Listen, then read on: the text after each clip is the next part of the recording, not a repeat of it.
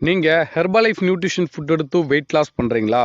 அப்போ நான் சொல்லப் போற இந்த 5 விஷயத்த கரெக்ட்டா பண்ணா மட்டும்தான் உங்களுக்கு வெயிட் குறையும்.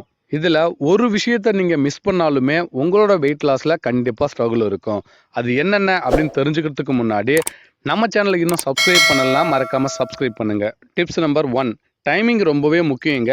மார்னிங் ஷேக்கா இருக்கட்டும், நைட் ஷேக்கா இருக்கட்டும், நீங்க கரெக்டான டைமிங்ல எடுத்தா மட்டும்தான் உங்களுக்கு வெயிட் லாஸ் நடக்கும். ஒருவேளை நீங்க டைமிங் மாறி எடுத்தீங்கன்னா கண்டிப்பா உங்க வெயிட் லாஸ்ல ஸ்ட்ரகிள் இருக்கும். டிப்ஸ் நம்பர் 2, உங்க லஞ்ச் ஃபுட்டில் என்ன எடுக்கிறீங்க, எவ்வளோ குவான்டிட்டியில் எடுக்கிறீங்க, அதை பொறுத்து தான் உங்கள் வெயிட் லாஸ் இருக்கும். Tips number 3, water intake. உங்கள் வெயிட்டுக்கு தகுந்தாற் போல சரியான அளவு தண்ணி குடித்தா மட்டும்தான் உங்களுக்கு வெயிட் குறையும். Tips number 4, exercise.